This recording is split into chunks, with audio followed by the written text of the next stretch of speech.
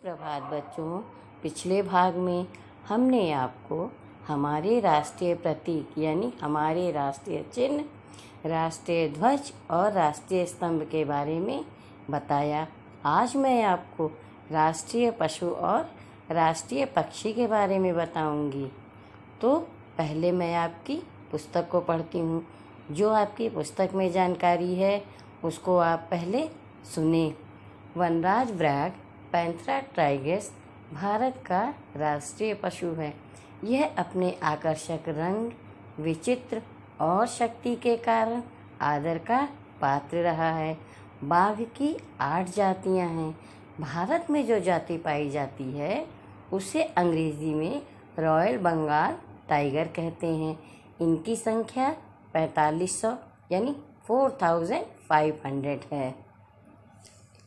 बाघ भारतीय उपमहाद्वीप में पाया जाने वाला एकमात्र सबसे बड़ा मांसाहारी पशु है जो भारत के राष्ट्रीय पशु के रूप में अंगीकृत किया गया है। इसके ऊपर चमकदार पीली पट्टी होती है जो बड़े आराम से वायुशिप के जंगलों में दौड़ सकता है। यह अत्यंत शक्तिशाली, मजबूत और भारत के गर्व का प्रतीक है।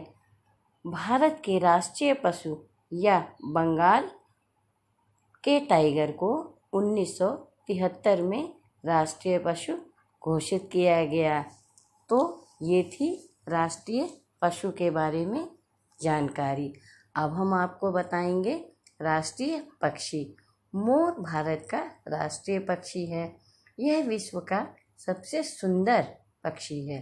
नर मोर विशेष सुंदर होता है। इसकी नीली गर्दन और छाती, लंबी पूंछ और रंग बिरंगे पंख इसको और भी आकर्षक बना देते हैं। जिस समय नर मोर अपने पंख फैलाकर मादा मोर के सामने वर्षा काल में नृत्य करता है तब यह दृश्य बड़ा ही मनमोहक होता है। राष्ट्रीय पक्षी पंख फैलाए हुए मोर को आपको पता है किसका वाहन है? जी हाँ, मोर कार्तिकेय जी का वाहन माना। वाहन यानी सवारी, जिसका मूल स्थान दक्षिण और दक्षिण पूर्वी एशिया में है, जो ज़्यादातर खुले वनों में वन्य पक्षी की भांति रहते हैं। नीला मोर जंगल का अत्यंत सुंदर, चौकन्ना, शर्मीला और चतुर पक्षी है। भारत सरकार ने 1963 में जनवरी अंतिम सप्ताह में इसे राष्ट्रीय पक्षी घोषित किया। और हाँ बच्चों, आपको एक बात और पता है? मोर की सुंदरता से प्रभावित होकर शाहजहां ने एक मयूर सिंहासन बनवाया था।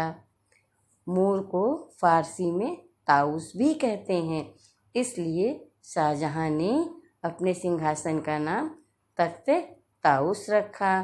और आपको एक बात और मालूम है? भारत का और श्रीलंका का राष्ट्रीय पक्षी मोर ही है। बच्चों, आज मैंने आपको जिन 2 राष्ट्रीय चिन्हों के बारे में बताया, आशा करती हूँ कि आप अच्छे से जान चुके होंगे। धन्यवाद।